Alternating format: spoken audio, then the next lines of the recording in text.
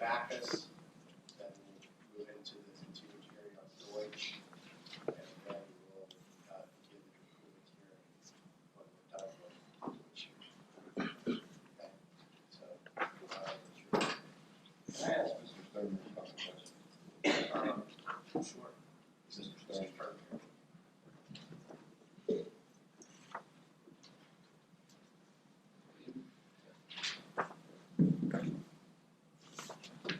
Your testimony the other night, you said something with respect to how you chose the modeling method, and it was based on EPA citation. And I wrote it down as we see it for 51.5. I'm not sure that's correct, because when I went to look at that citation, I couldn't find anything that correct is the right one.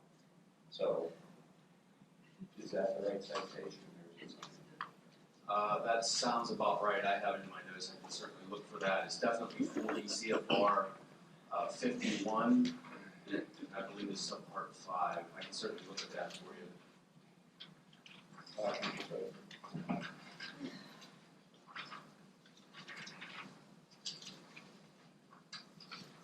The other question is, you presented this with an evaluation of compliance with exemption 38 with Westville, and there were emission values there,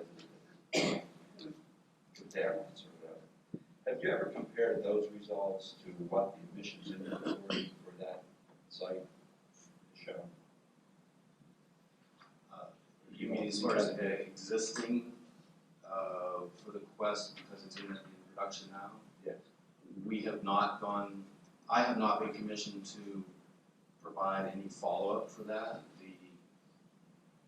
exemption 38 analysis that we did was based on the equipment, chemicals, materials, processes that would be in place, implemented at the Quest well to meet the exemption requirements or that those conditions of the PADP exemption 38. So that's the analysis we did and found that it met that exemption.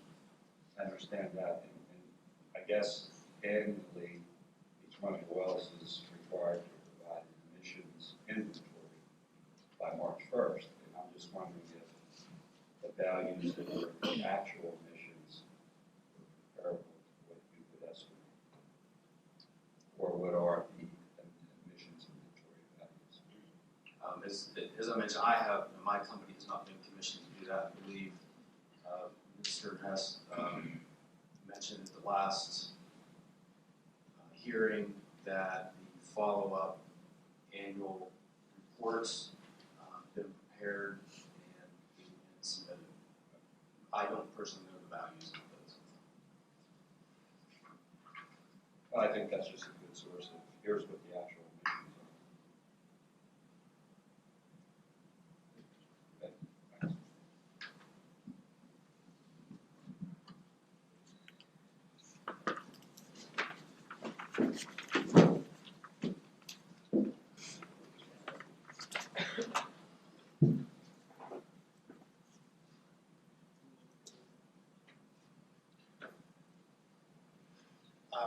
Before we call Dr. Sahu, just for purposes of the record, the applicant had filed a memorandum characterized as their motion to eliminate the testimony of Dr. Sahu. I've reviewed the memorandum. I would note to the record that the gentleman has been called and submitted as an expert in prior proceedings for the board. My advice to the board would be that they are the determinant of credibility and what weight to give testimony. They're free to believe all, some, none of the testimony of all the witnesses that are called before it, and that Dr. Sahu will have the opportunity to be cross-examined as to his opinion. So we're going to permit Dr. Sahu to testify once we get the proffer. I will have an additional want to put additional notations in the record after for here. And just for the record, I have a draft reply to their motion. This is the original signed copy.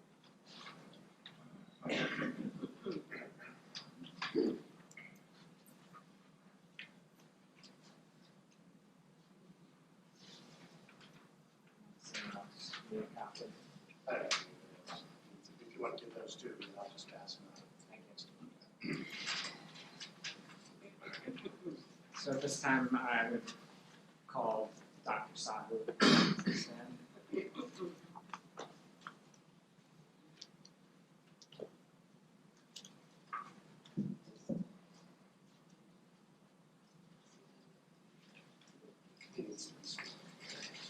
Raise your right hand, please, Doctor. Do you solemnly swear the testimony you are giving today in this matter is the truth, the whole truth, and nothing but the truth? I do. Is this your first exhibit, Ryan?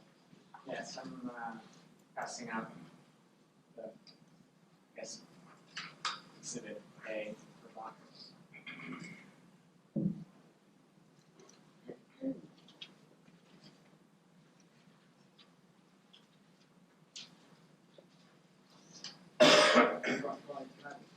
This is the same proof. And I would stipulate that this is the same report that I provided by email to the board and to the applicant previously.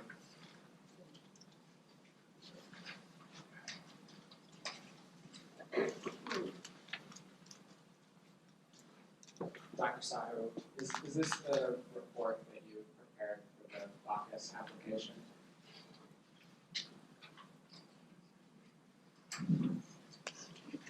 If we have a record, because we're a separate hearing, we had these qualifications.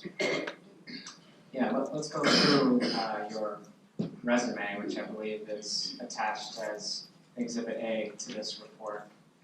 Dr. Sahu, can you explain how you are currently employed? I am employed, I'm self-employed. I have a consulting practice as part of the self-employment. It began roughly in the year 2000, late 1999. And in that work, and in that role, do you do work related to environmental impact assessments or risk analysis? Both. Can you explain for the board a little bit of your experience in those areas? Sure, environmental impact analysis, which covers a fairly wide range of environmental impacts, including the kinds we've been talking about here, air quality impacts, water impacts, impacts from accidental sources of potential hazards, impacts from continuous or routine sources of potential hazards, impacts across different media, surface water, subsurface, groundwater. All of that is very routinely required these days as part of permitting, if you want to call that general term, in almost every jurisdiction in the United States, and frankly, abroad. In some jurisdictions, it's a very formal process. You have to go through sequential analysis of all potential impacts you may have from a given project or proposal, and in other places, it's more focused. That's what I mean by environmental impact analysis. Now, as part of that, just to make that meaningful analytically, almost everything we deal with is in terms of risk. So ultimately, the whole concept of risk assessment is part of that end product of any kind of environmental impact analysis. And I want to make a distinction here. As analysts or as a technical person, I do risk analysis. Often it is folks like yourselves at this board that has to do risk management decisions, which is taking input from technical people or technical analysis like folks like me and others that testified before you. And you get to do the hard job, the risk management decision, and using certain risk policies that may be appropriate for your jurisdiction or your locality. So that's the distinction. I do risk analysis, call it risk management broadly sometimes, but don't distinguish between the two. The risk management is really a policy choice that others. Thank you. And Dr. Sahu, I probably should have started with this, but can you walk us through your educational background? Sure. I got my bachelor's degree officially in mechanical engineering from the Indian Institute of Technology in India, way back in the early 80s. I came here for graduate school. I completed my master's in more mechanical aeronautical engineering, combustion engineering in 1984. Then I stayed on in graduate school to get my PhD in sort of, by then it was more mechanical chemical engineering, dealing with combustion, coal combustion particularly. That sort of summarizes the formal degrees. The course material for a lot of this stuff was fairly extensive, and I'm sure we'll get into that. Yeah, did any of that coursework include coursework related to hydrogeology? Since that issue has been raised, back in India, even today, when you get a degree in engineering, you spend the first couple of years doing a very broad curriculum, and not hydrogeology at that point, but a lot of geology was part of that. The hydro part came in later because hydro is water, and a lot of mechanical engineering deals with flow of fluids through various media, including air and water, and through engineering systems. So from an educational standpoint, that was the introductory part of dealing with geology and flow of fluids through geology. And before working as a consultant, you worked at Parsons, is that correct? Yes, after leaving grad school for a couple of years, I worked as an engineer doing design work, about 2.5 years, and then I started working for Parsons, a big engineering company, but in their environmental practice. So consulting practice they had. I spent probably the first 5 years doing air quality and environmental impact analysis that kind of described to you. And then mainly because of just getting into management, started managing groups that dealt with the broader aspect of environmental consulting, including remediation, including surface groundwater remediation. That's where the practice of hydrogeology became more important. So I did that for about 10 years. Dr. Sahu, do you have any professional experience related to the natural gas industry in the Marcellus region in particular? I've been involved in a few similar other matters. I think other well pads and so on. I have done gas work in the Marcellus, if you will, but in other states, New York particularly, compressor stations and so on. And in those cases, did you evaluate environmental impacts or provide any risk analysis? I have evaluated environmental impacts. Some of these were in front of federal authorities, like the Federal Energy Regulatory Commission and those entities when they were making decisions on similar sort of approvals or decision processes. Dr. Sahu, do you hold any professional certifications? Yes, a few, and they are listed in my resume and have been certifications. One of them is a sort of qualified environmental professional. That's a professional entity. A lot of us environmental practitioners belong to, called the Air and Waste Management Association, and part of that there is a certification that applies fairly broadly. That's one, and then I have a particular certification in the state of Nevada where I've done a lot of remediation work as part of my consulting practice called the Certified Environmental Manager. And Nevada is a little unique in that to do any work in Nevada, remediation work, environmental work, you have to be certified in the state. And it's not an application and pay fee certification. It's a take an exam and pass an exam certification and you keep it up to date. So to do that project, I had to become certified, and I've held that certification for about 16, 17 years. And can you describe some of the specific topic areas that go into that certification? They are broad, and that is worth mentioning here because to do remediation, which often involves soil work as well as groundwater work, investigation work, site characterization work, they require a fairly broad range of proficiencies to be established through actual testing, and that includes geology, hydrogeology, knowledge of drilling and wells, flow of fluids through media, and all the way to risk assessment and toxicology. And I think the curriculum is pretty well laid out and publicly available. Dr. Sahu, you previously provided written or verbal testimony on environmental impact assessments or air quality risk analysis. I have extensively, yes. And are many of those instances described further in your resume attached as Exhibit A? Some are. The resume is not structured as some resumes are with every engagement and every project that I've done. That is one way of doing it, and it sort of talks more sequentially about just companies and entities that work for, and it has my extra work. But the work that I've done encompasses this type of assessments, air quality and non-air quality for private clients, what we call industrial clients, which I continue to have several and many. Government clients, I think I mentioned earlier, environmental assessments are done by governments as well. So, and the PADEP, for example, is a client of mine right now. I'm consulting with them on a different matter, advising them on a different matter in this state.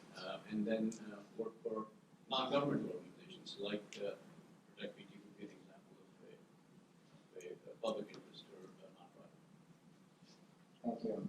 At this time, I'd like to offer Dr. Sahu as an engineering expert in environmental impact assessment and air quality risk analysis. I do have some.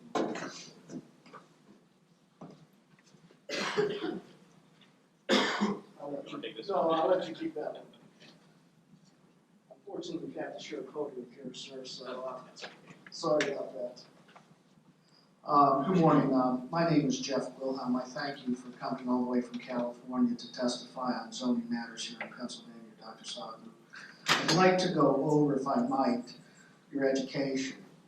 I understand you got a mechanical degree from the Indian Institute of Technology in 1983, is that correct? Yes. And then you got a mechanical engineering degree in 1984 from Caltech. Yes, the master's. I'm sorry, the master's and a PhD in mechanical engineering from Caltech in 1988, is that correct? That's right. And I understand, sir, that during your mechanical engineering degrees, your coursework was heavily focused on power plant design, power plant operation, power plant construction, and related issues, is that correct? Not entirely. As I was describing previously, the mechanical engineering degree is a very broad one.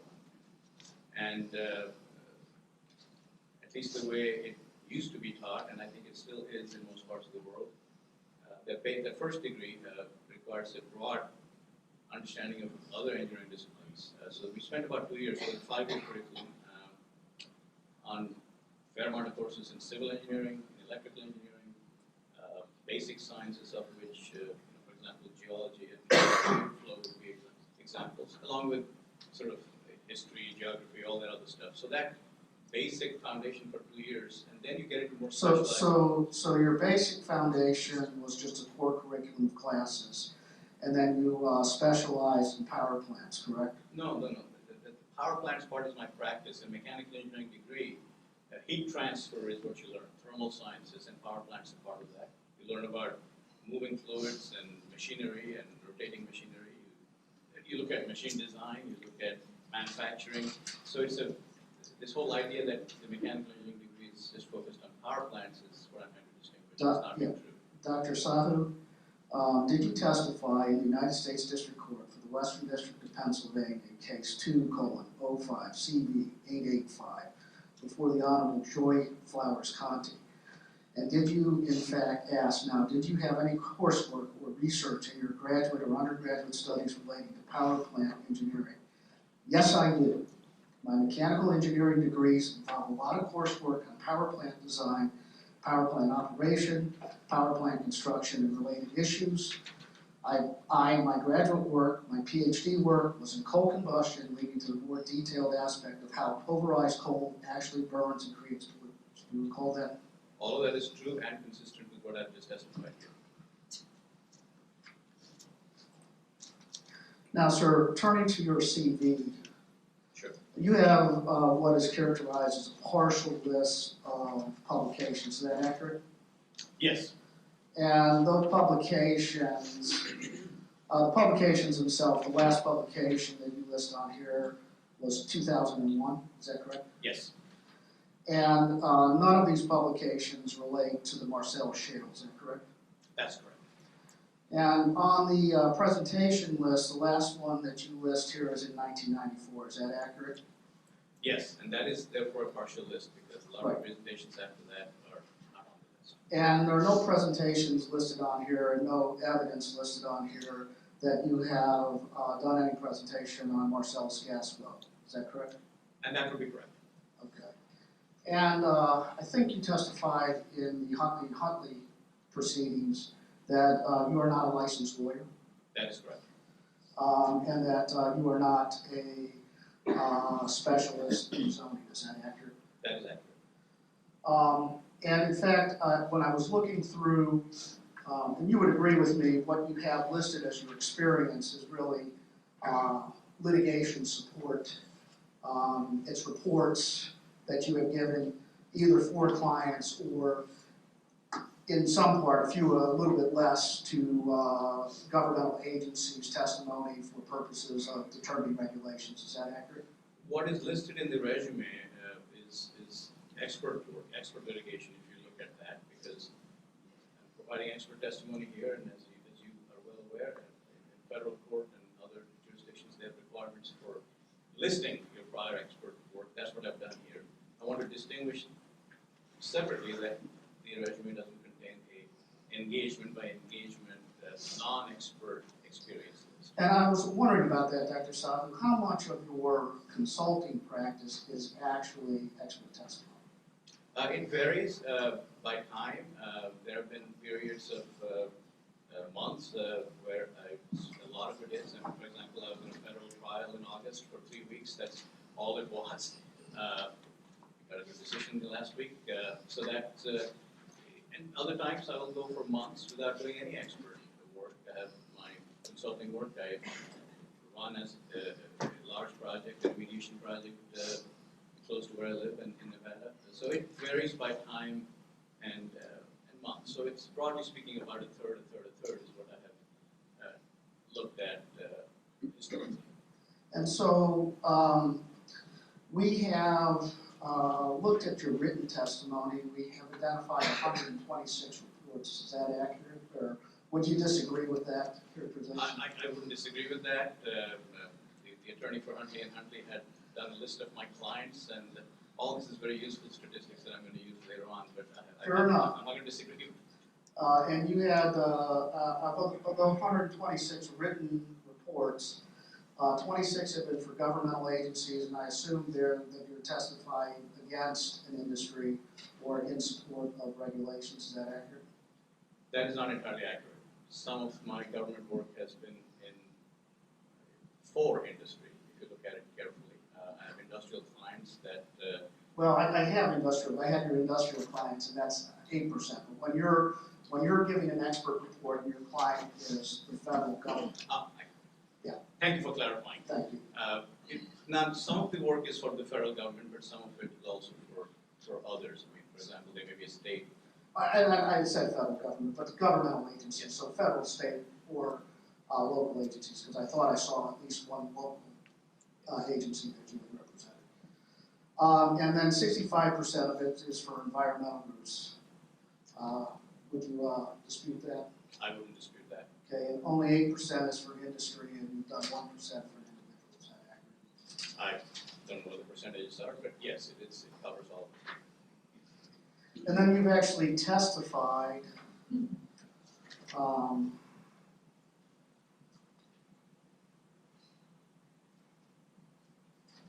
38 matters. And again, 29% is for governmental agencies and 58% is for environmental groups. Is that accurate? It is. I didn't do the percentages, but I'll take your word for it. And again, looking at your entire list, I did not see testimony except for, I would assume you would add to the list, Poseidon in front of the zoning hearing board. Is that accurate? I would also add a hearing that was held in a different well, the Geyer well. But that was before the DEP, That was not, before the DEP, correct? Okay. Not for zoning, not for zoning. okay, and you use the term in your report, regulation. Yes. Do you understand that what the zoning hearing board has to interpret is a regulation? I do understand that. Okay, and have you looked at one PACS 1901 in formulating your opinions for the report? I don't know the number. If you can show me the regulation, I'll refresh my memory. That's not a regulation, it's a statute. I've looked at statutes, but I mainly deal with regulations because I'm not a lawyer. So my work is mainly dealing with the regulations. Okay, so you don't typically look at statutes, you look at the regulations, is that accurate? I do look at statutes because sometimes I have to understand the context of regulations. For example, the Clean Air Act or the Clean Water Act, those are broad statutes and lots of regulations. Broad federal statutes that the regulations are subject to Chevron deference under the United States Supreme Court law where the statute controls, is that accurate? Right, or the National Environmental Protection Act, NEPA, that could be another example, where you look at the statute and you're doing environmental analysis because it might help us, even as practitioners, we need to understand. And right, and NEPA, that's environmental impact statements and environmental assessments over two standard types of reports or reporting mechanisms under the NEPA Act, is that accurate? Well, there are a whole series of reports, I wouldn't just call them two, but those are examples where there are regulations, they flow from authorities and statutes, so even though I don't provide legal opinions, I have to know about the statutes. And that's what I'm trying to understand, because in your report, you don't reference any statutes. The only reference that you looked at are application and our PPC plan and our air and hydrogeological report and our merits statement. Is that accurate? Right, I've tried to be as careful in citing to the documents. And in your report, did you look, and are these opinions based on any specific Pennsylvania statutes? I did not look at the Pennsylvania statute. Okay, so you did not look at the Pennsylvania Municipal Planning Code. I did not. Mr. Sweeney, at this time, I renew my objection set forth in the Municipal Planning Code as to the section of his testimony related to the interpretation of the ordinance. And I do that because the ordinance itself is not a regulation. The ordinance itself is subject to 1 PACS 1901, which is the rules of statutory construction. It is in fact afforded for construction interpretation purposes, the same as a statute. Secondly, and more importantly, 531060.3.1, which is the Municipal Planning Codes, provides expressly that in interpreting, the language shall be interpreted where doubt exists as to the intended meaning of the language written and enacted by the governing body in favor of the property owner and against any implied restriction. And my point is, the methodology employed, what he is providing to this board, does not even fundamentally comport with what one would have to do to understand how this ordinance plays within Pennsylvania zoning. So I think Dr. Sahu has already testified he's not an attorney. And in his report and in his verbal testimony, he's not coming to legal conclusions. He's merely helping to explain to the board how these terms would be utilized in his professional experience as an engineer, as a person who evaluates environmental impacts and air quality and hydrogeology risks. Give me again what the general proffer is for Dr. Sahu's testimony. What's the offer about what he's going to testify to? So Dr. Sahu is generally going to testify to the environmental impacts and risk analysis that has been provided in the application materials and by the applicant's previous testimony. In terms of his professional opinion based on his experience, that the offer would be that it's not, that what was submitted by the applicant is not sufficient in dealing with issues of public health, safety, and welfare? That is correct. Mr. Sweeney, and again, I understand that the applicant's, a good majority of the applicant's report is based on a definition or defining the term release. And for example, the doctor has suggested a partial definition, by the way, from CERCLA of release. CERCLA's definition of release includes a spill. So under Pennsylvania law, because the ordinance defines the spill separately, in other words, your ordinance reads spill or release. Release cannot, by definition, include spill, otherwise the language is superfluous.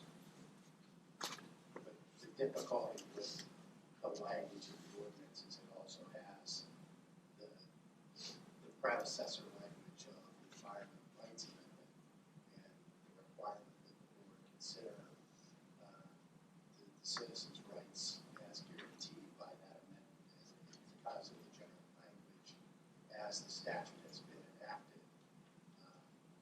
Issues about the report prepared by the applicant, I think, are relevant and material to the board's decision.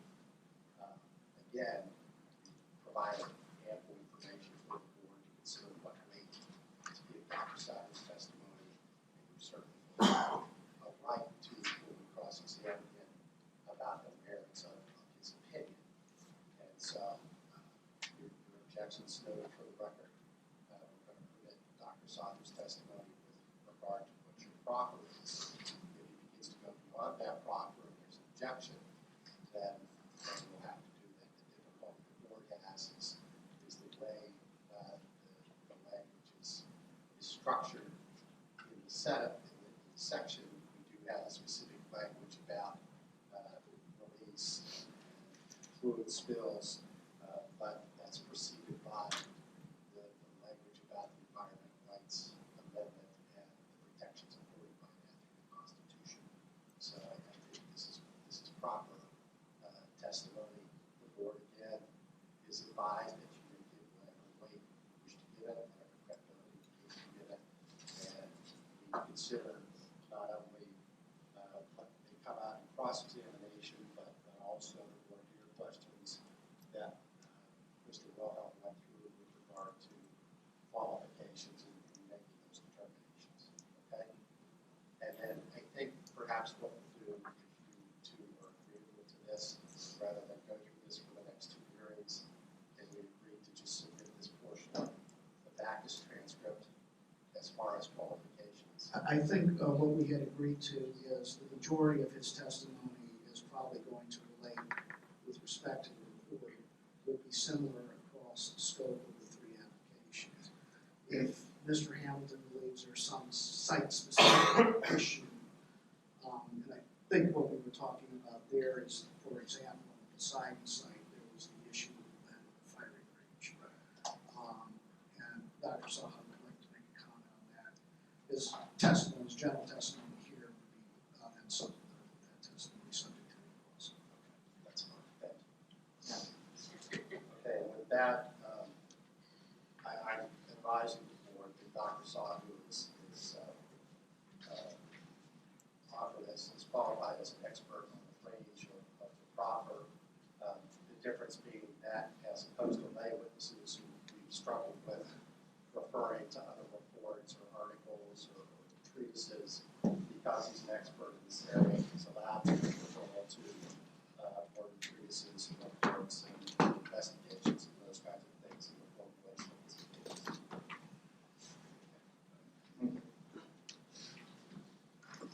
Dr. Sahu, in advance of today's hearing, did you review the materials provided by Apex as part of the special exception application for the Backus well pad? I did. And were you asked to evaluate the environmental impacts analysis and other information that was provided in those application materials?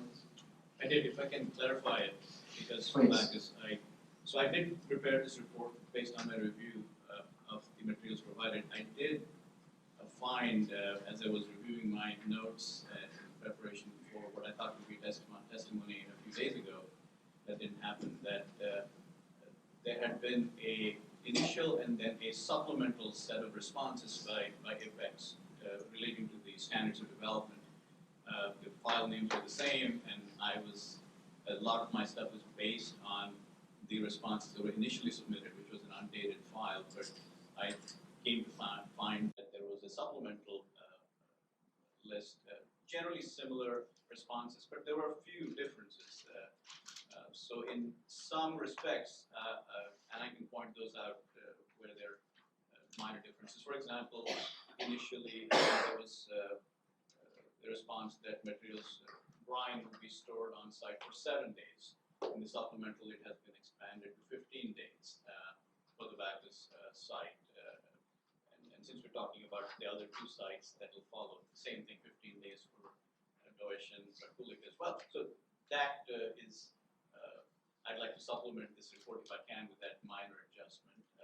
And then, of course, it does not reflect what I learned during my actual presence and hearing other witness testimonies that have not supplemented that. And just for the purposes of the record, is it accurate that your testimony today is then based on the most current version of those documents that have been submitted? Yes. And the written report that you prepared, is that the report in front of you marked as Exhibit A? Yes.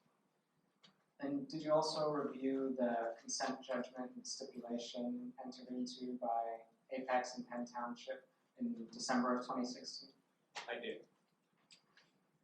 And what is your opinion regarding the conditions that were agreed to and the sufficiency of those conditions for mitigating risk to harm? Mr. Sweeney, I'm gonna assert an objection to the extent that they're trying to collaterally attack the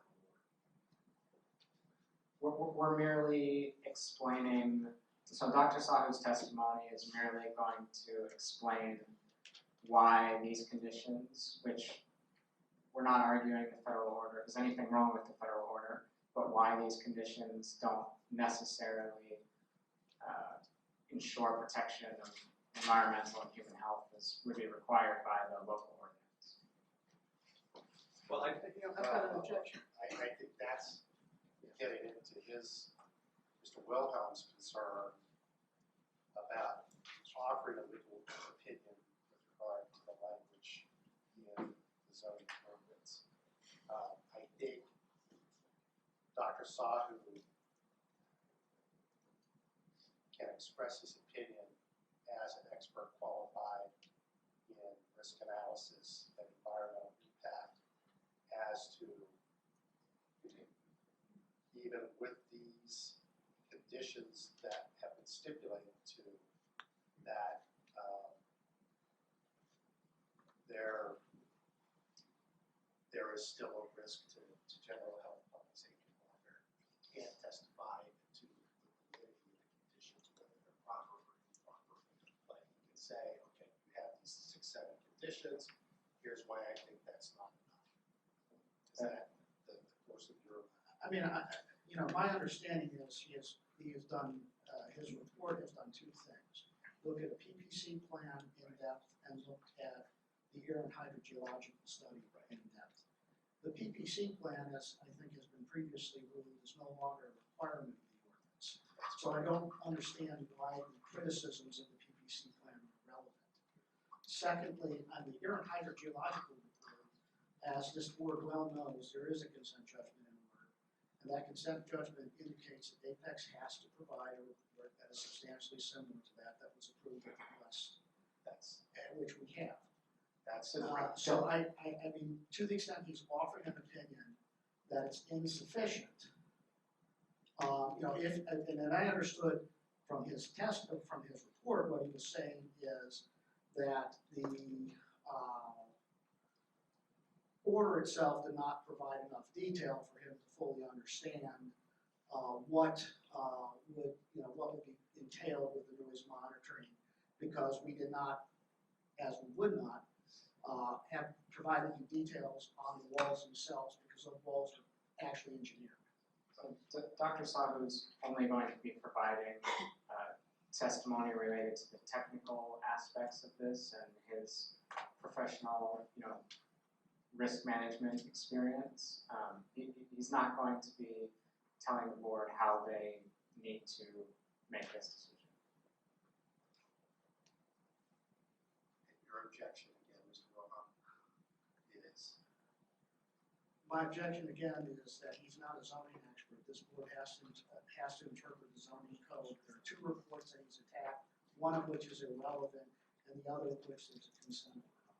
And I understand that. I understand that the consent order is that it serves as a basis for the board to be satisfied that you have met your burden with regard to paragraph D of the relevant section. And that then shifts the burden to the objectors to try to establish under a special exception application that the use, if the requirements in the statute to permit the use by special exception have been met, or satisfied they've been met, that the objectors can establish that the grant will have a high probability of impacting the public health, safety, and welfare. And I appreciate that, Mr. Sweeney, but what the objectors are attempting to do is establish that by attacking the courts, not by doing an analysis. Well, I'm not sure how else they do it than attack the report itself.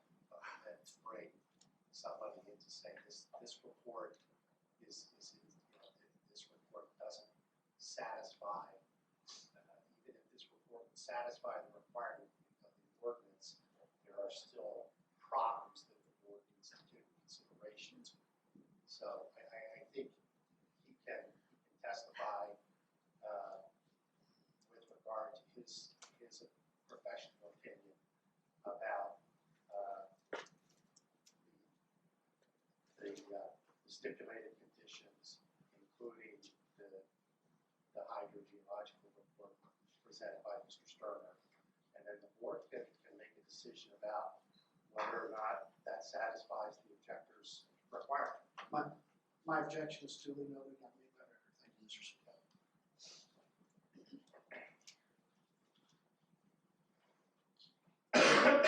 I've forgotten the questions. Well, so Dr. Sahu, I think you had just stated that you had reviewed the consent judgment stipulation, and including the conditions that the township and Apex have agreed to, which would apply to the Backus site. Yes. And I think I had asked you whether you'd come to any opinions regarding the sufficiency of those conditions. Right, and again, just making it very clear, I looked at the agreed to conditions. I thought they were definitely a step in the right direction.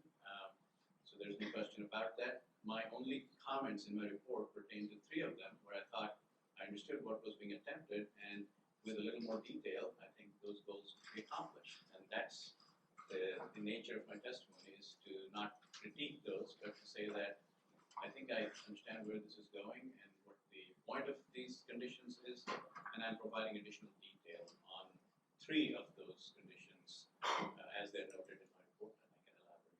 Yeah, please start with the first one.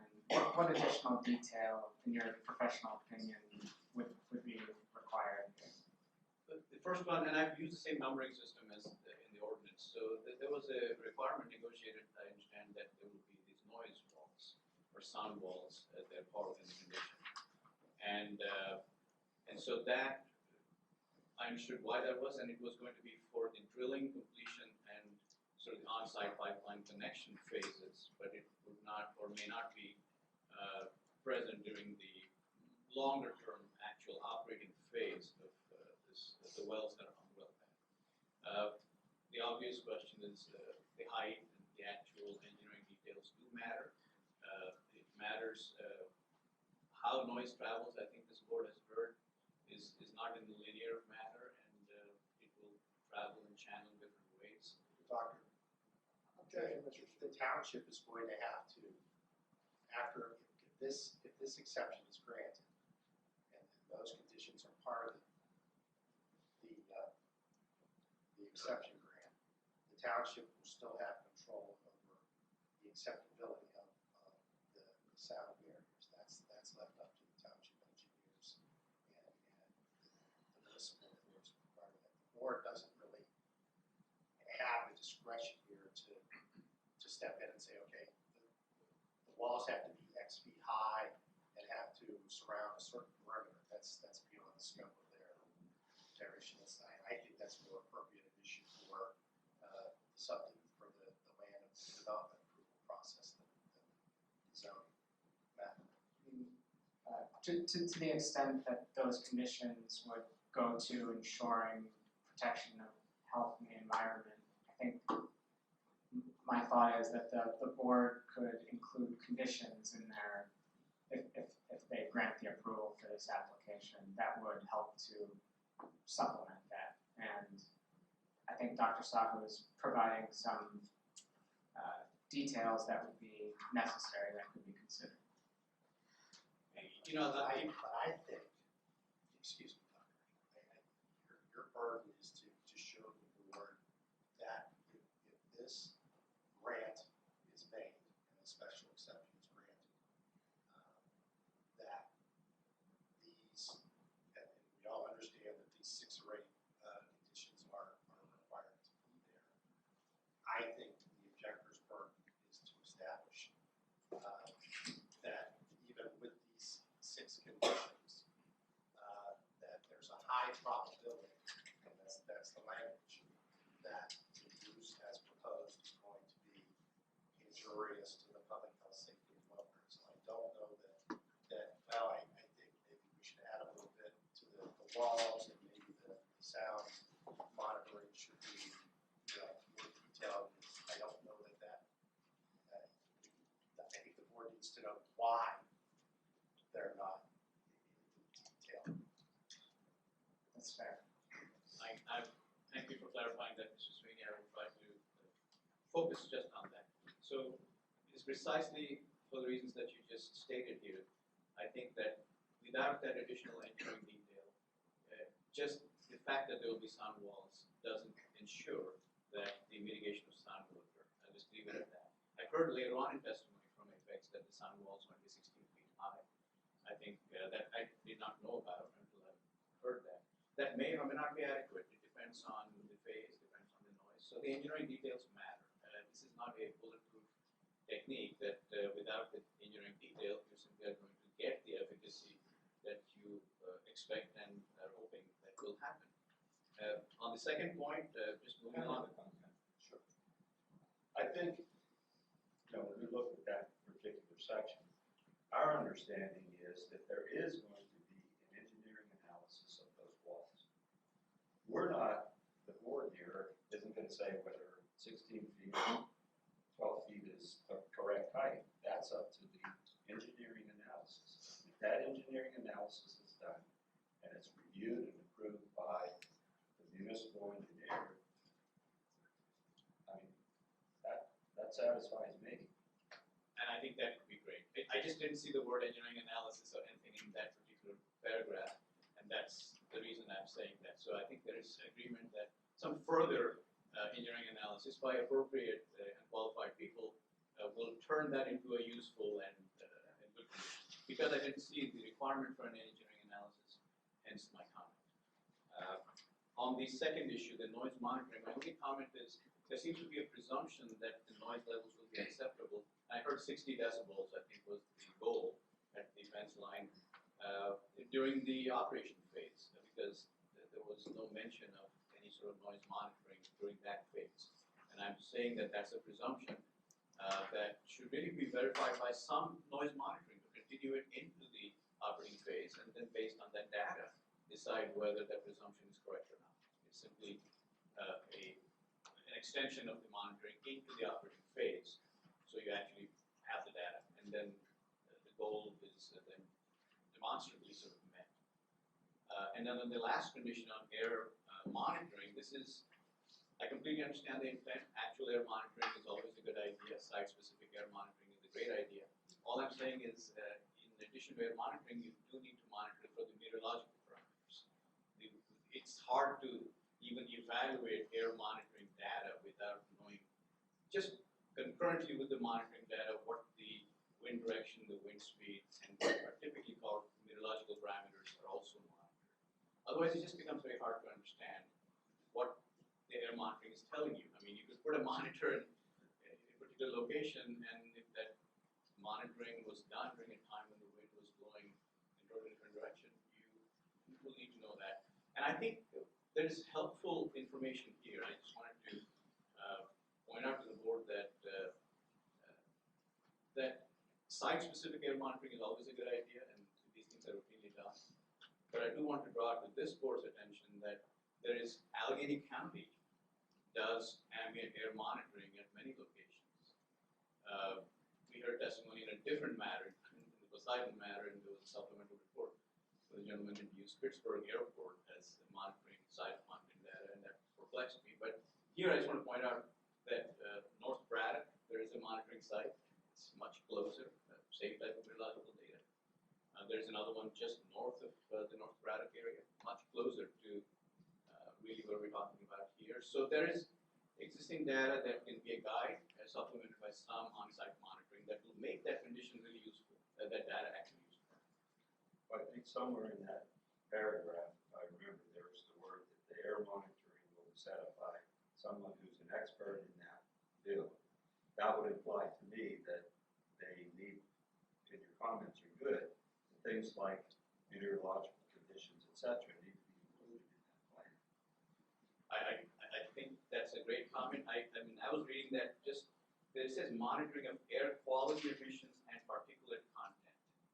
So that can be interpreted to mean exactly that, which is you monitor for PM, which is particulate content that is already specified, and air quality emissions don't typically include meteorological data. So again, I think if the intent is there, great. I'm just trying to clarify that you do one and not the other, you're not going to get much out of it. That's it. Thank you, Dr. Sahu. And I'm going to move on to a different topic. In your professional experience, do you view PPC plans as one aspect of environmental impacts and risk analysis?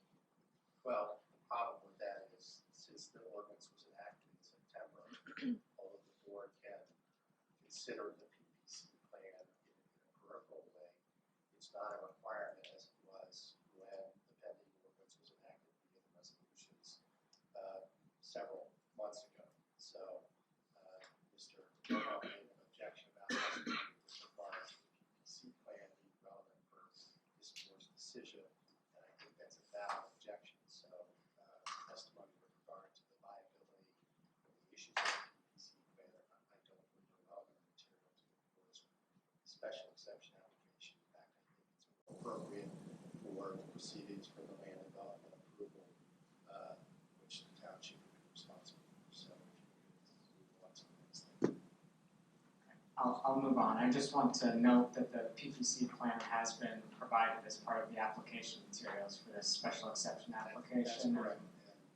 And initially, it was an integral part and a requirement, and the board obviously considered that with the earlier applications, but the board does not have to consider that at this point.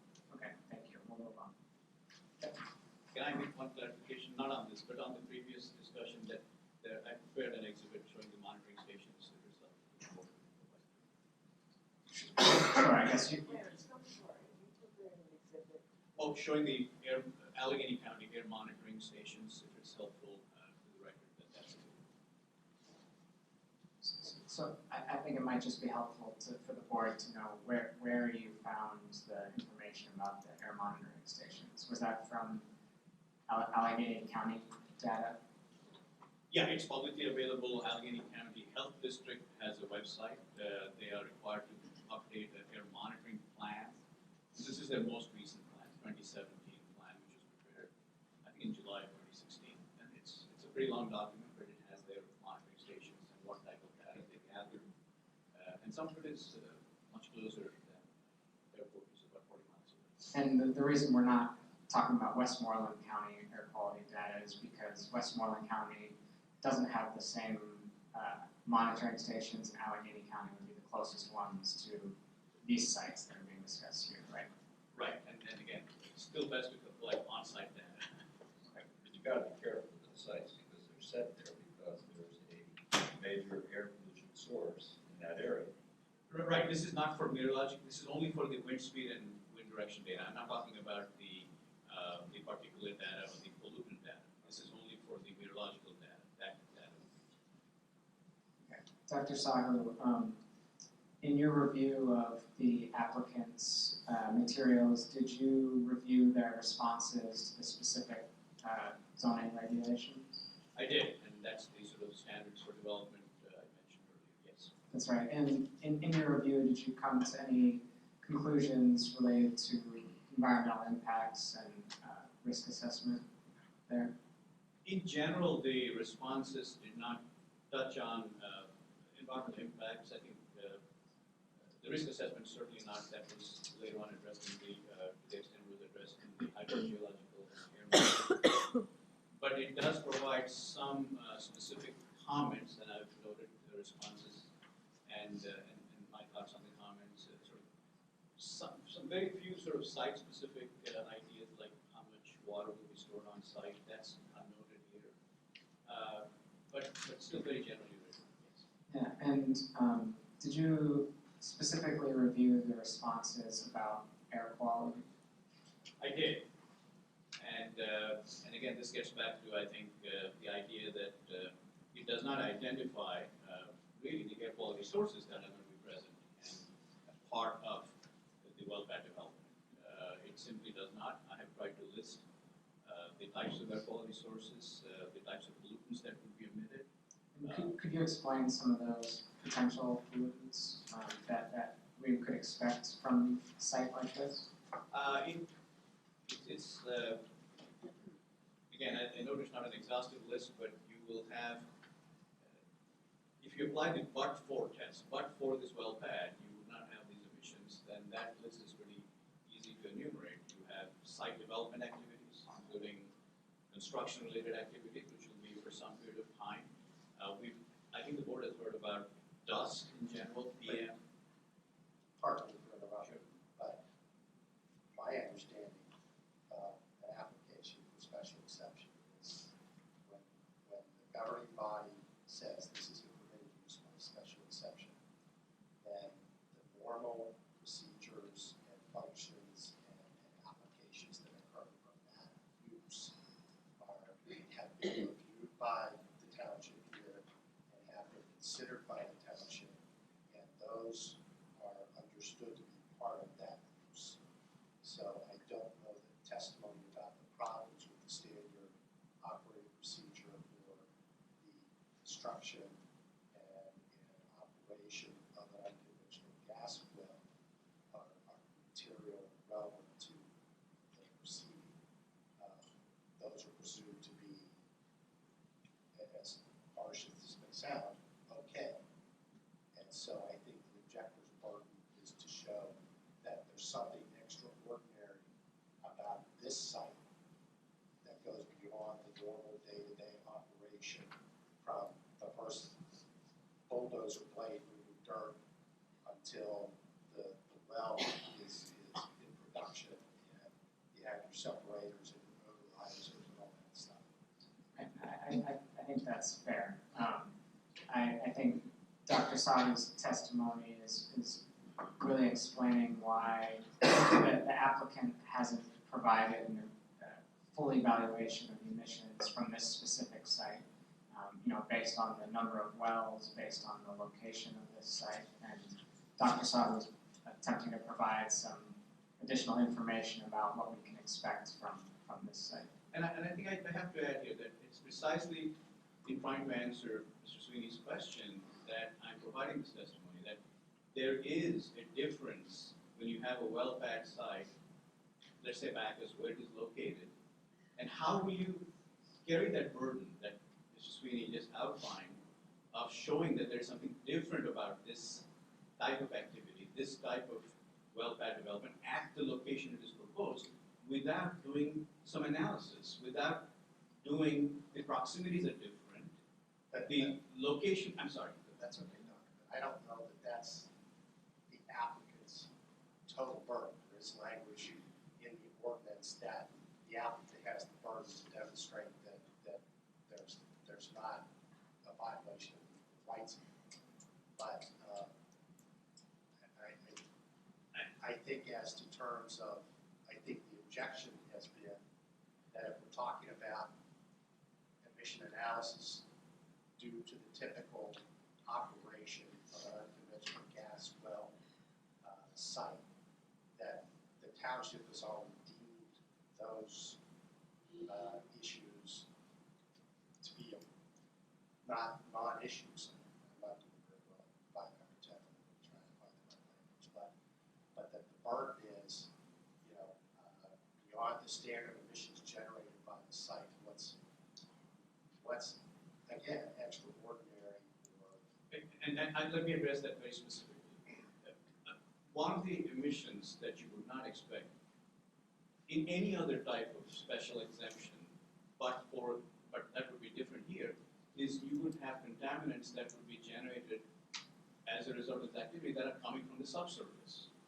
In other words, you have subsurface VOCs, we've heard that term. Okay? VOCs will be part and parcel of what are going to come from the subsurface. They're going to be in the operating phase collected in tanks for 7 days, 15 days, whatever, before they're hauled off. And that's going to happen, as they have said, over years to decades. well, let's do this. The board's heard my concerns, and my advice to the board is that when the township determines that a use is permitted by special exception, the township has made the determination that if the requirements of the ordinance are met, then the standard operating conditions surrounding that use have been considered and deemed to be a permitted use in that zoning district. So rather than belabor this, why don't we go ahead and finish your testimony and the board can consider it based on that framework. And Dr. Sahu's written report contains his critique of those standards, so I agree we don't need to belabor that. Right. We can definitely move on, and I think what I have to say is here. But to summarize, somebody at some point would need to look at these, and I'm just pointing out that from a purely technical perspective, that there are pollutant sources and emissions from these that are going to be different than other type of uses. And I was looking for an analysis and I didn't find it, so I'm pointing that. And even Dr. Sahu distinguishing between one well pad versus a different well pad, could there be differences there? Yes, I mean, one of the basic differences we heard is there are going to be multiple and different number of wells on a given well pad. If Backus has some number and a different well pad has a different number, the mass of emissions will be different. That's a pretty obvious one. Obviously, the formations are different, and all the equipment that's going to be running to support multiple and different number of wells is going to be different. So yes, there are differences between well pads. Let's move on, Dr. Sahu, and discuss the Aaron Hydrogeologic Assessment Report prepared by ERM. You had reviewed this report, correct? Yeah, I saw two versions. There was an earlier version and then an updated version. And most of my comments are on the updated version. Great. And the ERM report claims to perform a spill and release risk assessment. Is that accurate? Yes, and I take issue with that, and we've heard testimony about that. I think it includes really a assessment of the spill, of the spill part. Yeah, and I don't want to belabor this either, but just briefly for the record, can you describe, in your professional opinion, does the ERM report provide a full risk assessment related to spills and releases? No, it does not. It's not even a risk assessment, actually, and we'll get into that. But even for spills, I disagree that what is done is a risk assessment in the way that we would consider it for purposes of human health, an assessment. For example, even of the type that was done in the Poseidon type of analysis. This is not a risk assessment that is going to be helpful for releases, frankly, even including spills from an assessment of their impacts on human health. And does this report include air modeling? No, and I heard testimony about that, that this includes a particular type of air modeling. I think it was characterized as receptor modeling by the authors of the work. I disagree with that. Receptor modeling means something totally different. One of the citations the board might want to look at, and this came up, is 40 CFR 52.21 Appendix W. That is the place where you have the air modeling guidance, basically. It's part of what I call the PSD regulations in air quality. It's 52.21 Appendix W, and that has all of EPA's guidance on models and modeling and so on. So I disagree that this is receptor modeling, which I've done for these 2 decades, means something quite different. And what is it about air modeling that would, if it were provided here, provide a full assessment of the environmental impacts and risk to air quality? What you're doing in air modeling is and this board has seen this air modeling, at least attempts at that air modeling in other contexts, is you're looking at the emission sources. Whether or not we agree it should include spills or other releases, as a general matter, you look at the sources, you model the dispersion of that in the surrounding area where there are your receptors, whether it's the school, whether it's the residences, whether it's a generic set of what I call gridded receptors at certain intervals, and then you predict the concentrations of those pollutants. And then you compare them against risk-based values, the thresholds, the toxicological-based values, and you make your judgments. Ideally, you would do that not only for a site, but also the cumulative part. That's what you would do in a risk assessment. There is no modeling in this air modeling report that attempts that. There is no prediction of concentrations of any pollutant from even spills at any receptor location. And Dr. Sahu, in your professional opinion, does this report include any hydrogeologic studies? No, this does not include hydrogeologic studies. It doesn't. Let me characterize. There are descriptive sections in the report, and I think I note that, where it says where the site is located. It talks about the general geology of the area. So there is description. And in one of the critical missing pieces in this report and some of the other ones is the depth to groundwater, local depth to groundwater. I have in 20 years not seen a hydrogeological study where you can even attempt something like that without knowing very well what your groundwater and subsurface characteristics are.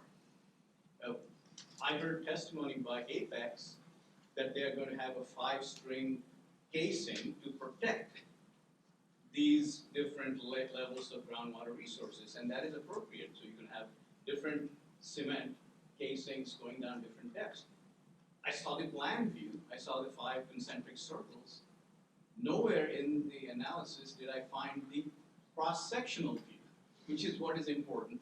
How deep are these different rings going to go down? Mr. Sweeney, I'm going to object to this testimony. There's no evidence that this gentleman is qualified in casing cement plants in Pennsylvania. He's not. I don't think he's offering his opinion as to the viability of the plan. I think he's just stating that his testimony is he feels that it would be appropriate for the study that's required by the ordinance to include a cross-sectional analysis that would show protection of groundwater sources through the entire casing plan. That's his opinion. That's it. So I'll remove the objection. We can move on to the next. So there are, I don't think that there's enough detail. There is descriptive detail, but there is no analysis. There's no hydrogeological analysis. That's my problem. And I will say this just for full information. I know a hydrogeological analysis. I've done hydrogeological analysis for the project I referenced that I manage in Nevada, and it's public record. You can look at it. One of my consultants is ERM. I know what a hydrogeological analysis by ERM looks like because I've commissioned those, and they are in the record there. This is not hydrogeological analysis prepared that has any level of detail. So that's my problem. And when I saw the title in the beginning, I expected what I know the hydrogeological analysis should look like, and even basic information is missing. So that's the problem. Dr. Sahu, the report identifies frequency and severity as the factors used to calculate overall risk profile. Did you come to, in your professional opinion, did you come to any conclusions regarding ERM's assignment of frequency and severity levels? There are several things that I think we need to keep separate. First of all, there is, I think, a matrix that shows how frequency and severity relate to risk. In other words, they have classified frequency into 4 categories and classified severity into 4 categories, and that matrix is there. What we're talking about before you can get to the matrix is that they have, I think this is for spills alone, so when you talk about spills, and I have some criticism about even how the emission rates from spills are characterized. This is in my report, so I won't belabor that. But once you have, let's say, a pathway for a spill to go to a certain receptor, the report tries to characterize how frequent that might be. It's a frequency part. I think in all instances it concludes that the frequency is going to be very low. What is missing here is none of the judgments that have been made to come to that conclusion have been really stated in the report. Now, there was testimony I heard that they may have consulted many other sources. They looked at Apex's data. They looked at perhaps other API was mentioned, the American Petroleum Institute.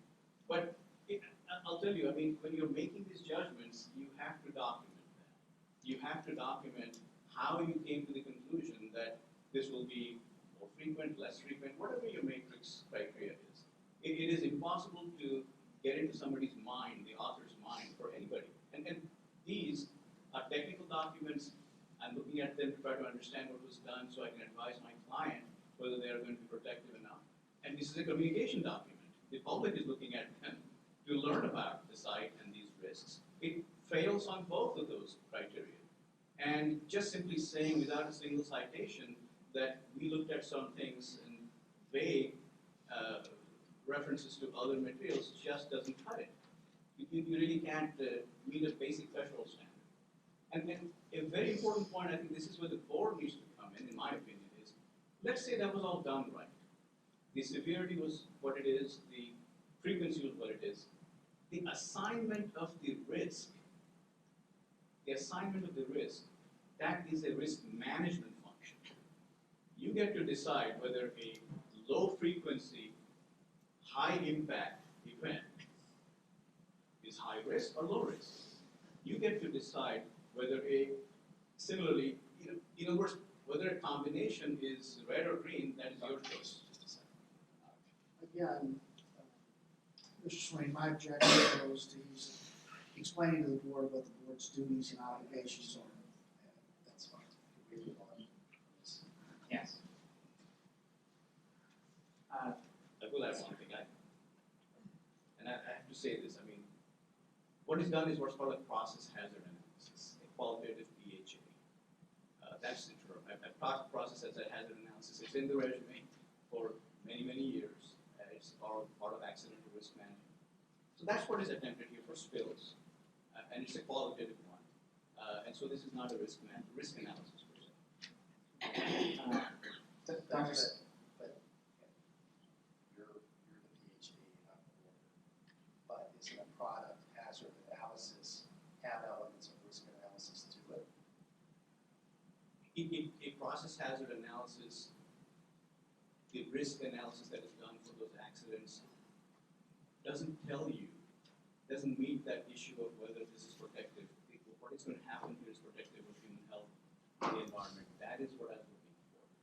You need to do a different type of risk analysis. There are tools to do what you should have done here, or the Apex should have done here. They've done a qualitative PHA, and they're trying to call it an air modeling and risk analysis. That's the problem.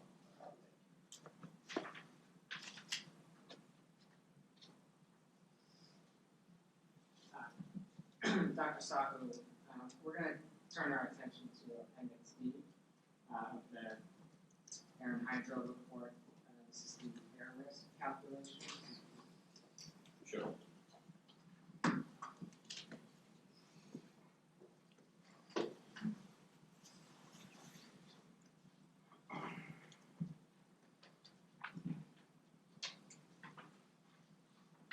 Dr. Sahu, you reviewed this as part of your review of the application materials, is that correct? I reviewed this very carefully because this was the only quantitative portion of the analysis, so absolutely, yes. And what conclusions did you come to? Again, some of the criticisms are in the report and I can sort of walk through them. The Appendix D begins with a table that shows the type of materials that will be used and their names. I pointed out in the report that those names are different and distinct from a table that is in the main body of the report. And there was some attempt at explanation of that which made no sense to me, which is that somehow it was relating to the chemical abstract service, the CAS numbers. The CAS numbers come later. When you have a material, it has a material safety data sheet that tells you the constituents of that material. It's a product. I mean, the friction reducer is DWP-614. That might be a commercial product. That DWP-614 would have a material safety data sheet that the producer would provide. It's not an MSDS. That would have a section that says constituents. And it is in that level that you will see, well, benzene 1% and benzene has a CAS number, or toluene has a CAS number, the actual chemical compound. There are no CAS numbers for products. Products are just formulations and mixtures that are put out. Many of them are trade names, many of them are other type of proprietary, just naming conventions. So it does not have anything to do with CAS numbers. I was simply pointing out that the name of the material, of the class of materials that we use, was just different in these two different portions of the report. Are the CAS numbers the same? The CAS numbers can only be for particular I compounds. understand, but if you have friction reducer A and you have friction reducer B, and the same components are in both friction reducers, and somebody just calls one A and somebody calls one B, and you go and you look at the constituents and CAS numbers and the concentrations are same thing. Great point. I could not do that second step. I was looking for the two MSDSs, so I could simply verify whether in fact they had the same constituents, in fact they therefore could. I cannot connect the dots between, because there are no MSDSs. So it is impossible to go for either name to the CAS numbers because the MSDSs are missing, which would be the missing link between these two.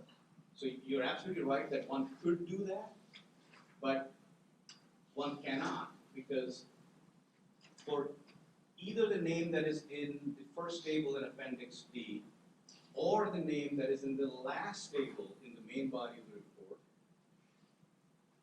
are there MSDSs provided, which would allow the verification, for example, that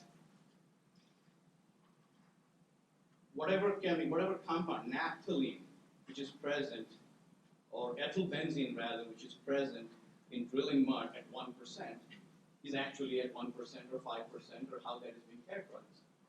That MSDS is not there, so I can't, nobody can connect the dots, and I'm pointing out that very fact. Dr. Sahu, did you also compare these, the calculations that were included in this Appendix D to the charts and calculations that have been provided in the other application materials for separate well pads from Apex, for example, the Numis, the Deutsch, and the Kulik pads? I did, because I was expecting that to be the site-specific analysis. Now, you don't have to take my word for it, but if you take Appendix D from this report, and I don't think that Appendix D necessarily in all the other reports, in one of them I think it was E, but most of them are D, but the same information. If you take those and put them side by side, other than the fact that the name is different at the top, one might say Backus, one might say Numis, one might say Deutsch, and the fourth might say Draculic, these are all identical. There was a question posed by the board whether they even reflect differences in the number of wells on each of these websites, on these analyses.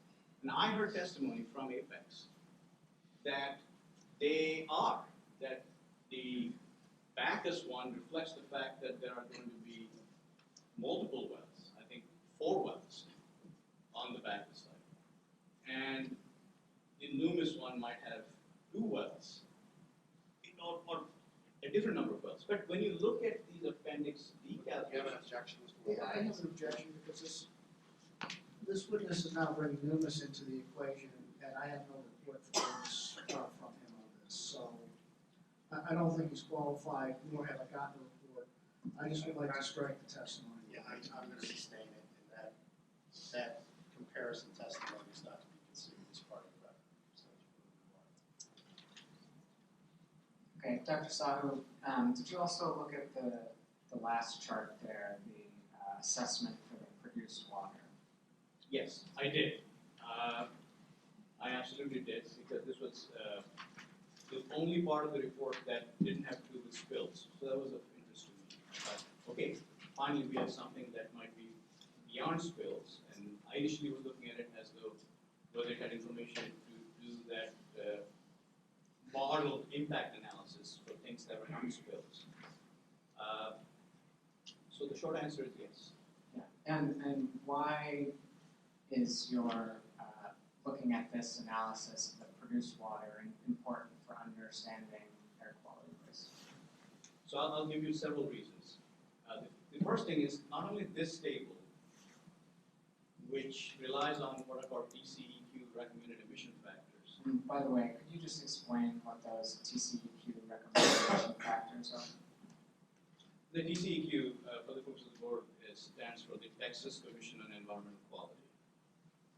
It is not total something or the other, which I heard sitting here that other night. It is from Texas. It is taken from a report done by a different consultant, Environ, for a few produced water sites for a different formation. They have the Barnett Shale there. So that's what TCEQ stands for. And by the way, TCEQ references are not clarified, but it's well known, and I think I prepared an exhibit here, frankly, to show you where these numbers come from, and that might be helpful. Did you get the exhibit? I didn't get the exhibit with the report. So is this a supplemental to his report? Yes, this would be a supplemental exhibit to the report. I guess I have a question about one thing that you said. You said that this table, which I guess is the next to last table in Appendix D, production phase. I think it's the very last table. It's not one back, but One back, yes. and you're saying that has to do with general production operation versus a spill situation? No, what I'm saying is, I know the tables are not numbered, so there are, just to be very clear, there is the first table, which is just the material table we were talking about. Right. And then there are 3 tables, I believe. One for drilling, Right. one for fracturing, and one for production. Those are all spill related during those phases. Yes, okay. And then the very last table All right. is not spill related, but that is, my understanding is it is the emissions from the produced water or flow back water tanks that will be present on site. That's the table we were talking about. The very last. And for the record, I had provided a full copy of this TCEQ emission factor determination for produced water storage tanks. A full copy to be included in the record, but a shortened version for everyone else's copies. Okay, that's what is P2 exhibit D. Yeah. And Mr. Wilhelm, here's a full copy for you as well. Mr. Wilhelm, you hadn't seen this supplemental report now? No, I have not seen the supplemental before now, and in addition to that, I don't know what this witness is going to testify on because Well, this is let's just do a this. document. It's 10:30. Let's take a 5-minute recess so you can review that. Those of us that need a break. Okay, back to 25. Answer. So, They didn't even have to prepare this. they prepared it, I'm just commenting on that. Second, there is no mention of the quest. It's written generically as Apex Site 1. I could not find the word quest anywhere in this entire report. They testified under oath that that's what it was, a documentation related to. Well, and that is fine, I'm just trying to play out. But what is confusing me, Mr. Sweeney, is that if you look on the third page, page 3, numbered this time, the third bullet says, it says flaring at exploratory wells, that's just the phrase, and then within paren, ERM is assuming that site 1 will be exploratory. Now, exploratory wells are different than production wells. Exploratory wells have a different set of things that can apply to them. I mean, they're by nature exploratory, and they may or may not result in enough gas to justify becoming a production well. My point is, when this was prepared in March of 2015 as a generic document referencing an Apex Site 1, the consultant who prepared it assumed it was an exploratory well. The emission factors that are used here, as I've shown you, don't apply to this formation.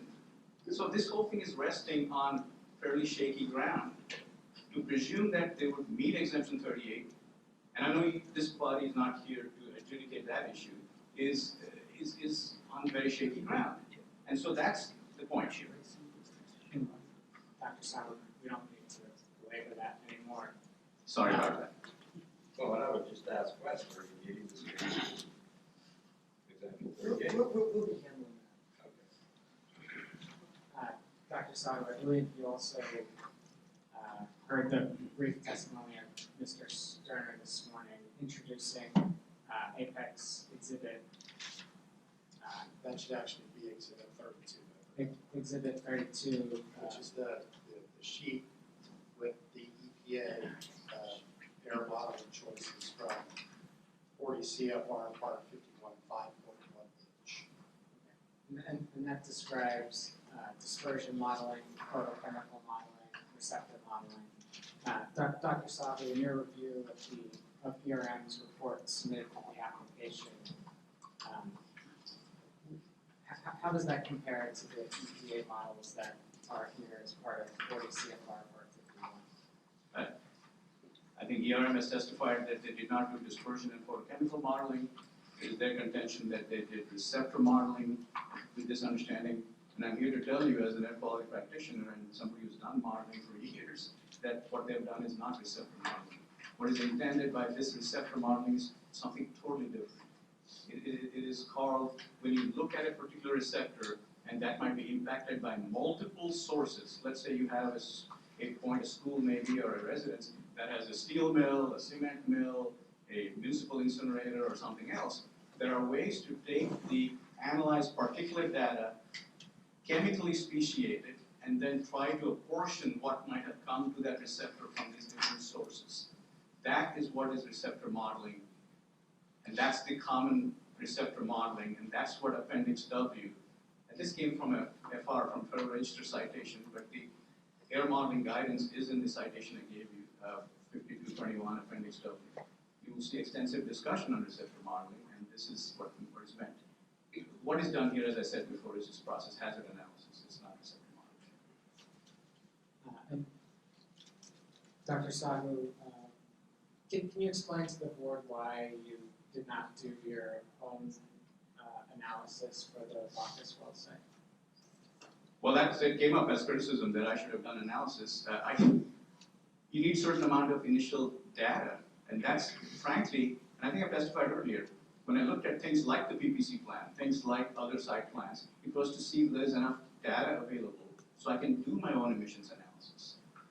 Whether I can get the truck trips, whether I can get the size of the equipment that will be used on site. That type of information informs the analysis, and I couldn't find that. And you simply can't do it and make assumptions on these things. They have to be provided by the applicant. And Dr. Sahu, just for the purposes of the record, you've been in the area for a few days now. Have you had an opportunity to visit Penn Township and make your own observations? Well, I did. I was fortunate. I spent some time here. It's a lovely country. I went to Level Green, which I'm sad to report is not level, but But it is green, or at least it was green until this morning. But it confirmed what I said. I especially wanted to go to Level Green Elementary School. I think that's where you have your most critical stakeholders. I know the word gets batted around a lot, but in terms of longevity in life, our children are the most important stakeholders in any of this analysis. And not somebody like me who's already in his 50s, or not somebody. Remaining life is an important consideration. And that school is located and will be located centrally to at least the 4 pads that are in that part of town. And so I wanted to see the lay of the land. I wanted to confirm that site-specific air monitoring would be probably appropriate. We may not be able to simply get meteorological data given the topography out there that is unique, and the fact that, and we've said this before, some sort of cumulative analysis done by somebody is going to be critical. Dr. Sahu, is there anything that we haven't covered that you think is important for the board? I don't think it's proper to have just a generic word in this question. So, I don't think, sorry, I don't. It's my curse that I'm so slow. Yeah, I don't think it's appropriate just to have a catch-all question. If you're done, you're done. There's some specific things. That's fine. Those are all the questions I have for you for this application, Dr. Sahu.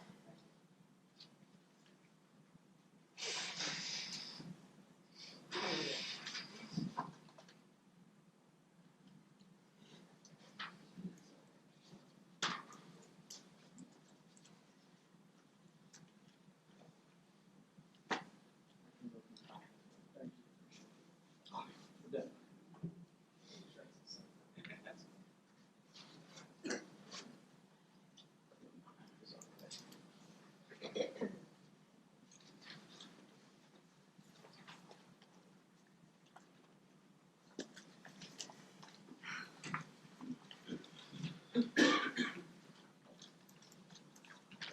Doctor, am I correct, you're not a registered professional engineer? I'm not. I have the IT, but I'm not a PE. And my understanding from your testimony in front of Judge Conti is you haven't been involved in design work for quite some time. That's not accurate. Again, Judge Conti's quote there was very specific to particular things going on with power plants, but I do design work, but more for air pollution control equipment design. Okay. You don't do any, you have not done any design work for non-conventional oil and gas wells, is that accurate? Could you specify what you mean by design work? Maybe that will help me. You haven't done a site plan, you haven't drafted PPC or an SPCC for a unconventional oil and gas well in Commonwealth of Pennsylvania. That's true. How about anywhere else? I have done well work in Kern County in California as a site of a lot of conventional and non-conventional wells. So Well, have you done it for conventional wells or non-conventional? for both, because we had an office when I was at Parsons in Bakersfield that did work with oil field people. Back? How many years ago was that? That was in the 90s. Okay. So you haven't done any unconventional wells in Marcellus Shale? I have not.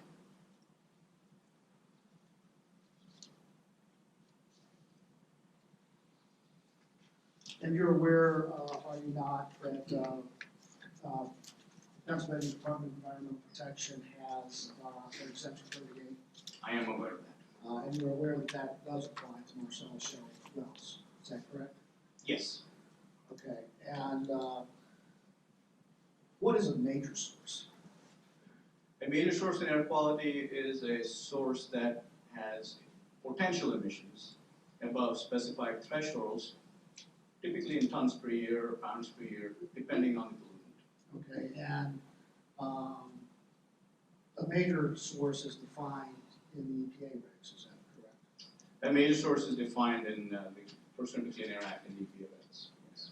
Although other states do have their own state. Well, the states are delegated powers from the EPA to develop their own standards. Is that accurate? Some are delegated, some use EPAs, so there are differences between states. And EPA delegates to the Commonwealth of Pennsylvania. And as a result of that delegation, Pennsylvania, at least right now, employs in the unconventional well setting exemption 38, is that accurate? Exemption well 38 exists for unconventional wells. I'm aware that they are moving on to a permitting scheme that might replace that. Okay, and if they go onto a permitting scheme, then my client is going to have to go, potentially go get that air permit and do whatever regulations that DEP requires, or whatever modeling, or whatever DEP requires them to do. Is that fair? Well, I can't speak for your client. I presume that they Well, will do that, but I If they want asked. to drill the well, DEP would probably come in with an enforcement action if they didn't have an air permit and an air permit was required, so that appears to. Well, you know, DEP is a client of mine, and I get to work with DEP. And DEP, I'm not gonna comment on whether they will or will not take enforcement action. And I promise I won't send a copy of this transcript to DEP. No, you should. You absolutely should. With respect to, you have put in your report a definition concerning the release, and that comes out of circuit, which is 49 USC 9641, is that correct? I put a couple of different definitions. One is from CERCLA and its regulations, statute and regulations. The other is from the DRI reporting. Which is an ear release, correct, from the DRI? They are, I'm sorry, which is a what release? And here, the definition of release is actually, there in front of release is ear release in that particular regulation. Exactly, that's exactly right. Okay, and you agree with me that CERCLA regulates hazardous substance, correct? CERCLA is concerned with hazardous substances, not hazardous waste. Okay, fair enough. And CERCLA, as the term hazardous substances is defined, CERCLA does not include natural gas liquids, liquefied natural gas, or synthetic gas usable for fuel or mixtures of natural gas and such synthetic gas. Is that correct? That's correct. And then for purposes of the definition of release. Can I clarify something, Mr. Wilhelm, before you get too far? I want to just clarify, because it may be confusing to the board, that what you just read are exemptions from hazardous substances. Correct. And that's a little distinction from what might be released that is not, let's say, like benzene or toluene or some of the other things. Those are all hazardous substances, even within CERCLA.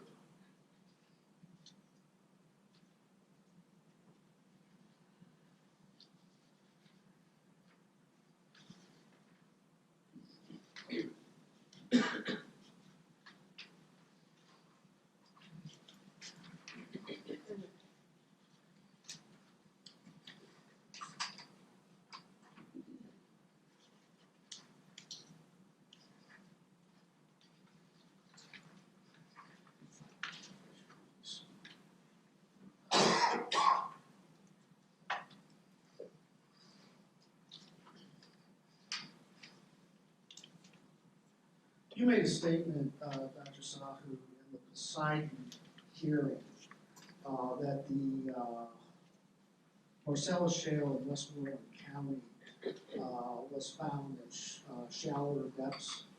Prior to making that statement, what investigation had you done regarding where the Marcellus Shale is located in Westmoreland County and specifically Cont? Well, I have a general idea of the depths of the Marcellus Shale as it traverses Pennsylvania, if you will.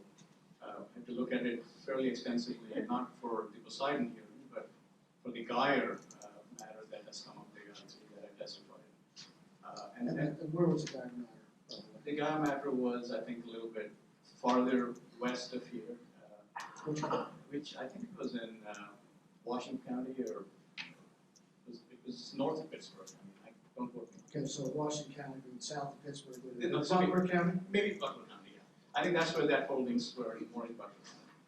It was shallower there, as opposed to, for example, the middle of the state or in the northeastern portion of the state. Well, you understand here that there's been testimony on the record from Apex that they're drilling depth on the Backus well, on this well, in fact, all the well pads up here are in roughly about 7,500 to 8,000 feet. I saw 7,500 in the air modeling report, and it didn't, again, it was written for every single pad that it would be 7,500 feet or thereabouts.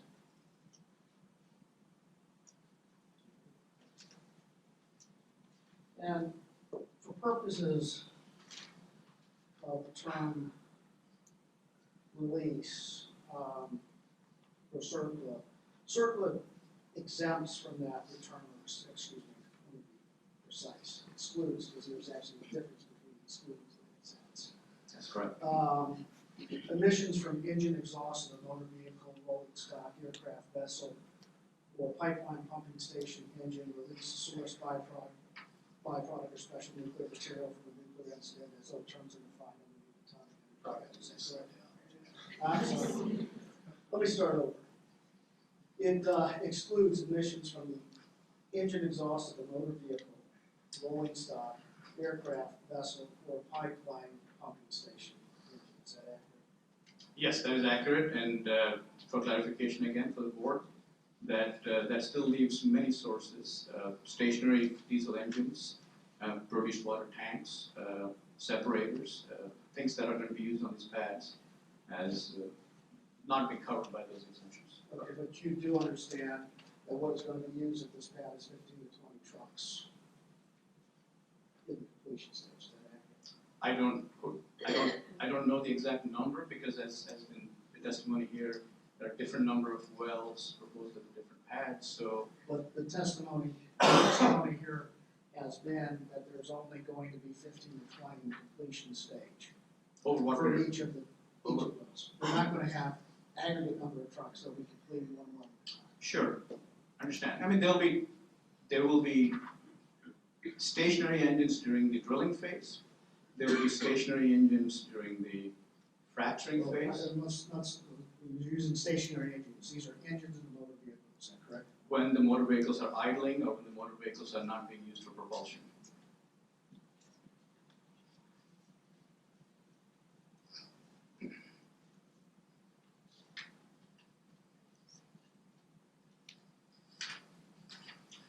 I should also clarify, there are probably going to be engines on the drill rig itself, which are definitely stationary engines, different type. And Doctor, you did not actually look at the ordinance per se, did you? I may have, I mean, did you point to specific portions if I can refresh my recollection? I'll certainly. Sure. For example, in 19407, NEO extraction overlay district,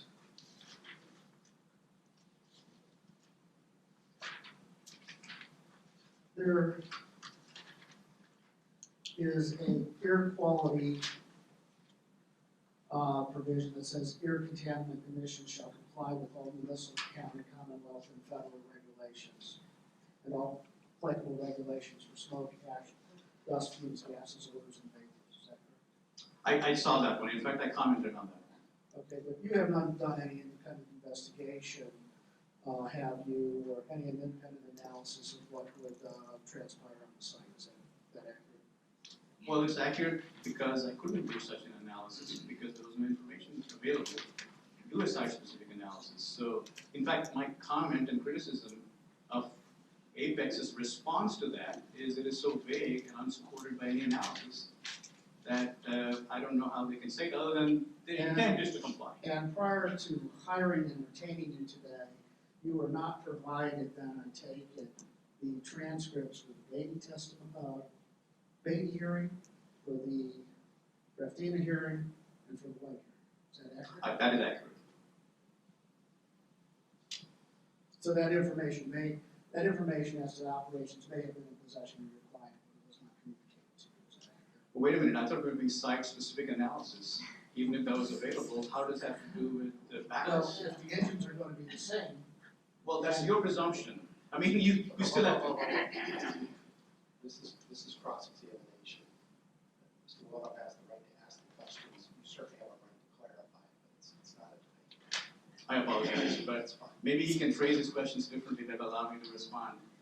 One- I don't want to engage in debate with him. Please.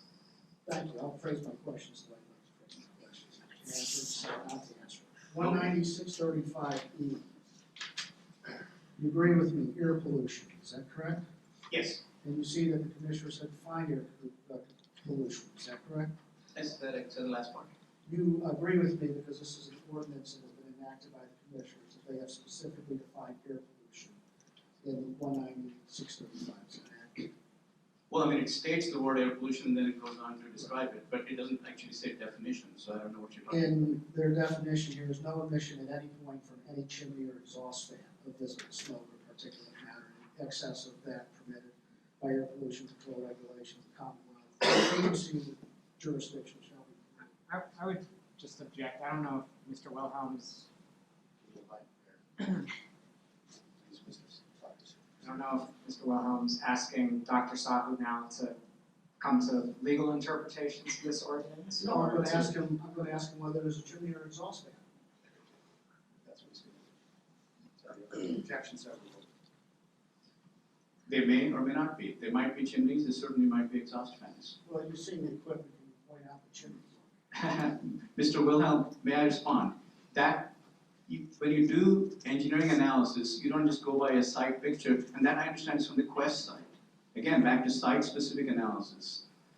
I have not seen an equipment list for the Backus well site, well pan.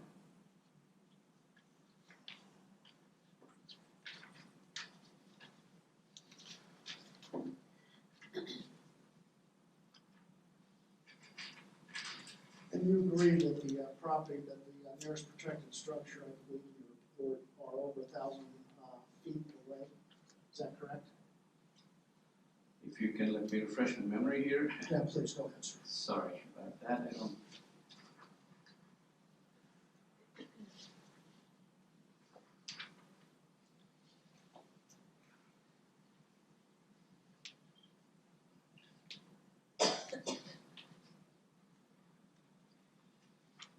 I think it said the residential structures are 330 feet north and Yeah, those are the ones that have waivers, because they have service agreements. Well, And other protected structures within 1,000 feet of the site. I don't know, but the nearest structures are much closer than 1,000 feet, which is what my recollection was.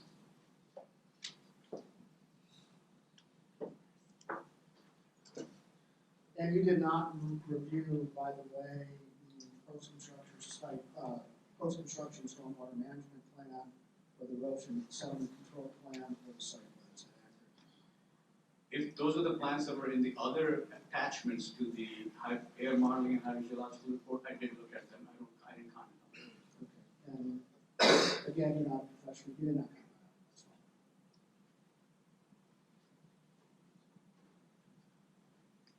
No further questions. Any members of the board have any questions for Dr. Sahu? No? Do you have any direct? No, sir. All right, and with regard to, you have. I do have some rebuttal. I'm gonna call Mr. Chris Hess.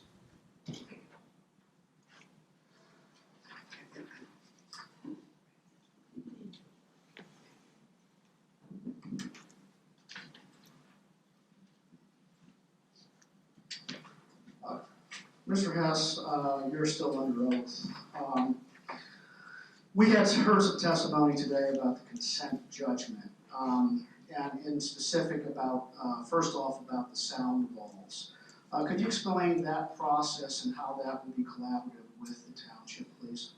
Yes, I think we had discussed this previously. Using the Quest site as an example, we will be conducting baseline readings on the site as well as the site perimeter. And then the sound wall construction will be largely dependent upon those baseline readings as well as the topography at the site. So for example, on the Quest site where you have this earthen embankment, you may end up with 8-foot walls or even 16-foot walls on this side, and you may end up with 24 to 32-foot walls on what I would call the fill side of that site. So that may be the best way to contain the sound. Largely that's going to be dependent upon the baseline readings that are taken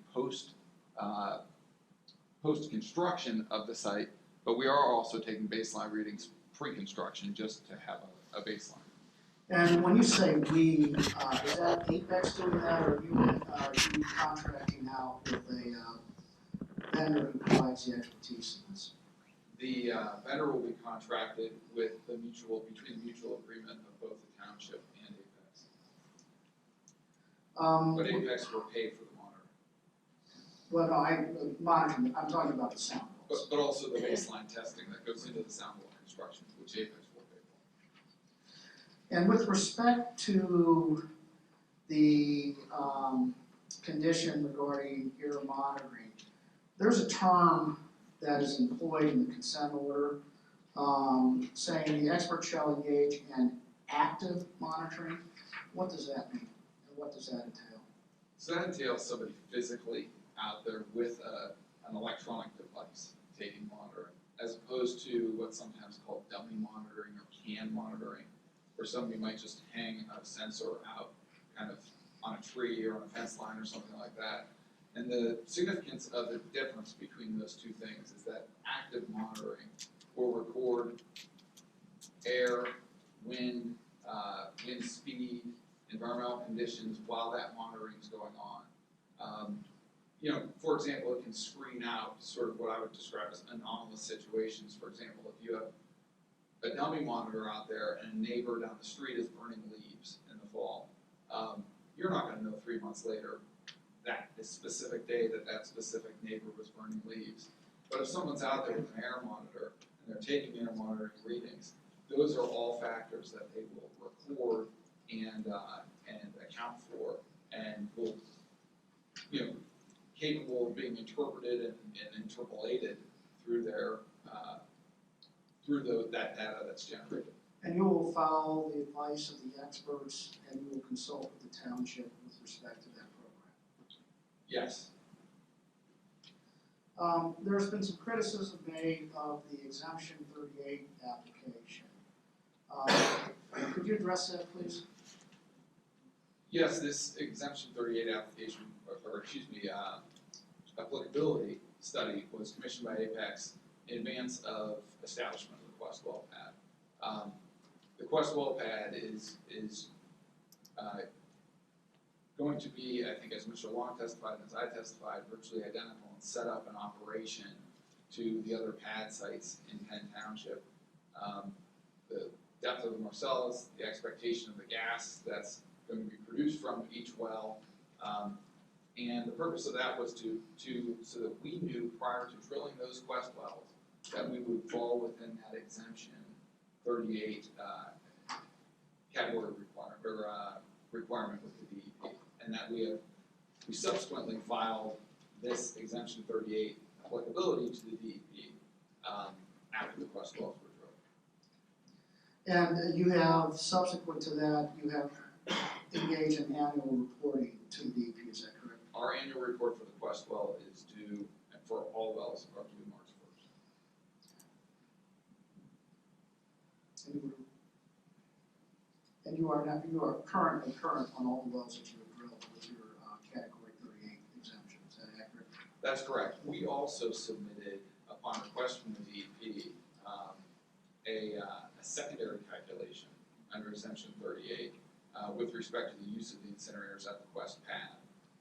That was to calculate any kind of emissions that could be expected or calculated from the use of those incinerator equipment.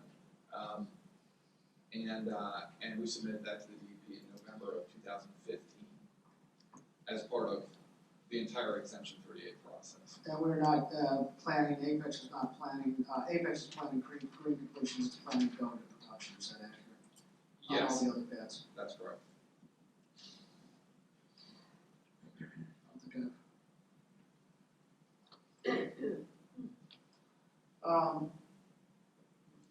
There has been some criticism of the TCEQ factors. Would you like to address that? Yes, first, to note that I've read the study, we submit calculations from this study to the DEP. This is used as a commercially acceptable document by the DEP.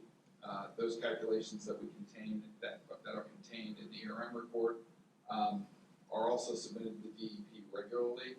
The significance of that is the Barnett Shale was the first unconventional shale gas field developed in the United States. And I heard Dr. Sahu testify about being on unconventional sites pre-2000.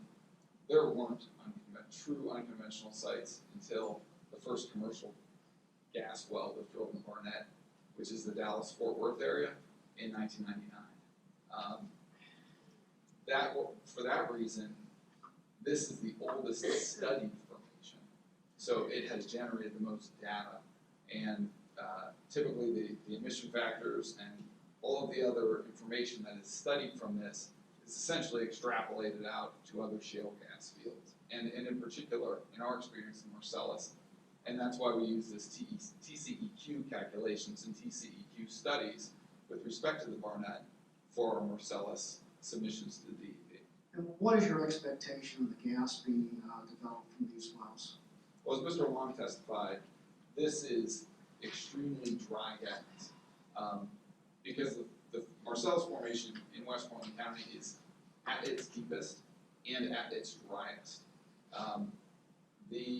We would use the calculations in this table ES1 as a very good analog, the calculations that Dr. Sahu pointed to. And in particular, because the dry Barnett gas analysis is similar to the dry Marcellus gas analysis, we would apply that in our submissions to the DEP. As part and parcel of that, we have to also rely on different findings in this analysis, as would any operator in the Marcellus, with respect to fugitive emissions or emissions escaping from tanks. This is particularly significant if you're in a wet gas area, like western Washington County, where you hear Range Resources operates. They're sort of the big operator there. When you have a separator, piece of separation equipment like Mr. Long described, that gas gets separated from the liquid. However, if you are in a wet gas area, you have liquid hydrocarbons. So the separator doesn't always work really efficiently. So your storage tanks that you may consider having brine water in can in fact have liquid hydrocarbons in them as well. Leak detection and repair, as well as as well as fugitive emissions escaping from those tanks is a very big concern. There's a hatch on tanks called a feed hatch, and that hatch is just a term of art. It's like a little, maybe 12 foot by 12 foot, 16 foot by 16 foot hatch. Well, those can blow open if you've got hydrocarbons trapped there and it's a sunny day. You can have, a situation where those hydrocarbons get released. So the DEP has a program that's now required from all operators, but particularly in wet gas areas, to monitor storage tanks for leak detection and repair. We do leak detection and repair. Mr. Wong testified. It's called LIDAR, the LIDAR program, and we use thermal imaging cameras on all of the wellheads as well as the tanks to monitor to ensure that we do not have leaks on any of our equipment and fugitive emissions on any of our equipment. And then we're required to submit that both in paper form of a report, but I believe the DEP is now requiring us to submit the electronic data of like the screenshots and some of the video to them to ensure against leak detection. And that stems from this TCEQ study as far as wet gas, dry gas, and the risks associated with storage tanks. And Mr. Halco, we will stipulate that Dr. Sahu is right. It is the Texas Commission. He is correct on those calculations. Those are in the RM report. If I can also correct something. You had asked me a question, posed a question to me about residual waste the other night. And I sort of talked myself into a circle as I was answering the question. I just want to make sure that I'm providing correct information. The water that will be hauled off-site, the brine water, is residual waste under the PADEP definition of residual waste. It is a waste category. It's not near hazardous residual waste, and it's not hazardous waste. It's just categorized as an umbrella as residual waste, and that's being hauled to that facility. I just want to make sure I don't think I said it that way. And that facility is in New Stanton. Correct.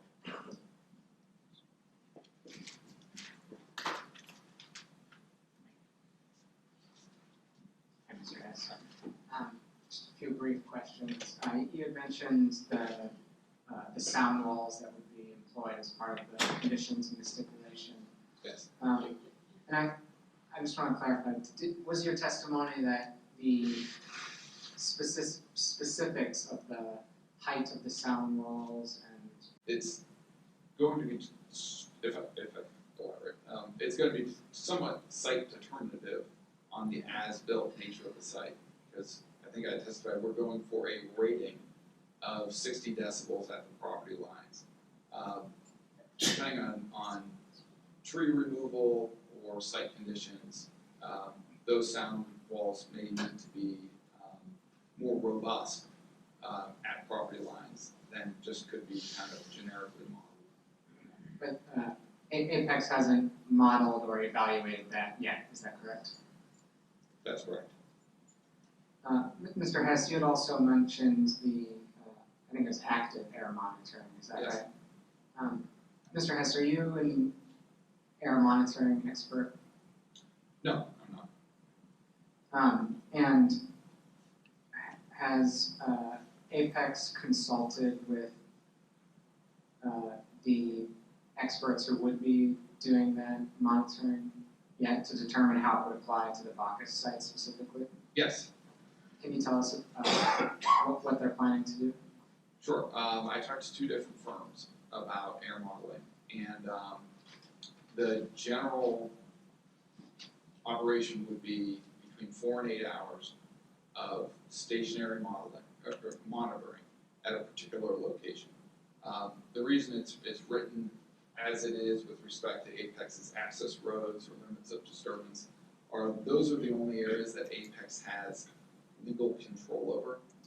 So we have to situate it where we essentially have a legal right to be, rather than just wandering on someone's property. And the monitoring, as it has been explained to me, would be what I described, which would be current weather conditions, wind speed, all of those different factors, which would be considered whether it's raining or not.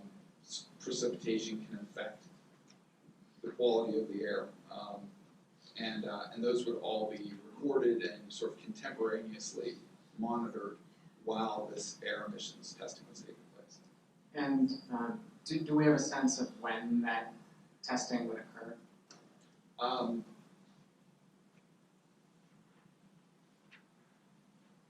So that this is from the consent decree that it would be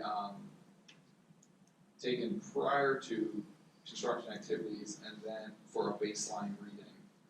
And then it would be twice a week on the first pad, essentially the first pad that was drilled. And that would be during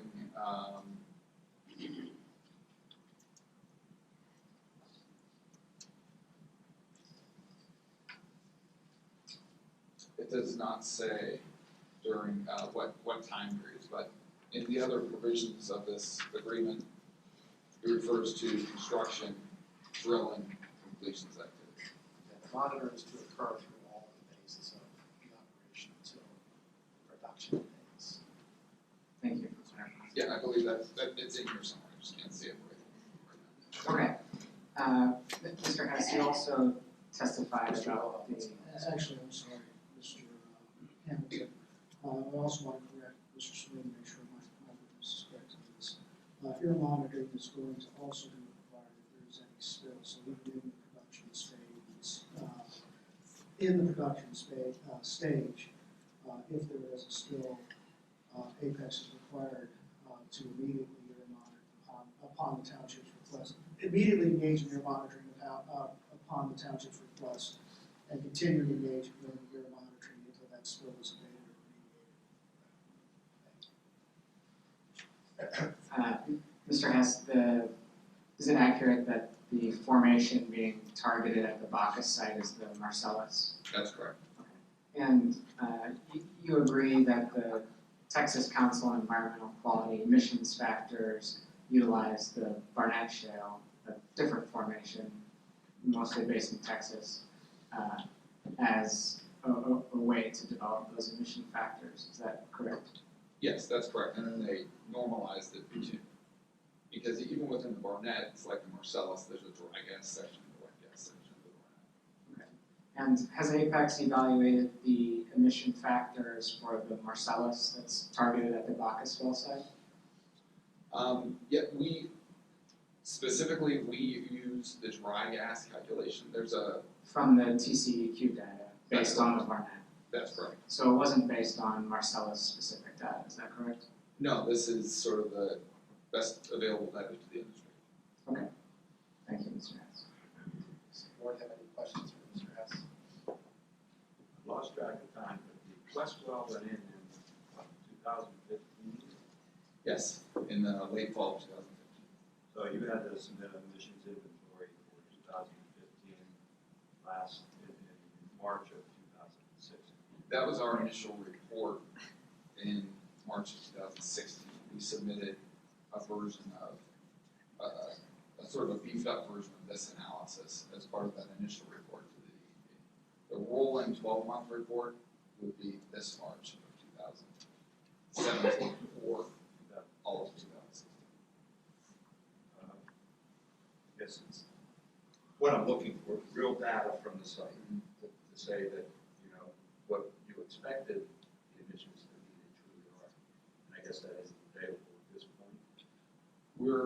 It's not available at this point. We are in the process of compiling the data that we have. It's a mix of any leak detection and repair incidents.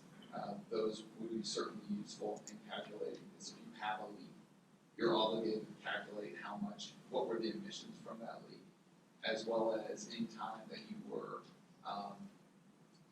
spent disconnecting equipment. If there would be a situation where you might have fugitive gas emissions during equipment disconnection. And so all of those periods of time were either calculated or estimated, if not captured if you had some sort of monitor that would have captured that. So the bottom line is you end up with fairly extensive report on emissions from. It can be. I mean, with this type of formation, I think, and one of the things we would look to is our gas analysis for the site. And so, and maybe this is sort of elaborating on Mr. Hamilton's question, is we take gas samples and gas analysis, so we know essentially what's coming up out of the wellhead on the site. And that gas analysis would then form part of that extrapolation for calculating that inventory or that expected emission calculation for the DEP. Did I hear you correctly to say that this Texas emissions criteria or standard is accepted by the DEP when you do the emissions inventory? It is, and it's accepted. Yes, it is accepted by the DEP as well as largely the EPA. Although we don't have a lot of experience with that as a company, I'm just speaking from my own personal experience as an attorney. It's generally acceptable. It is, like I said, sort of the best available data set with respect to this particular study, which is emission factors from produced water storage tanks. So it's a kind of a narrow study. It's not all wellhead emissions or pipeline emissions or compressor stations or anything like that. They're looking at a particular piece of equipment.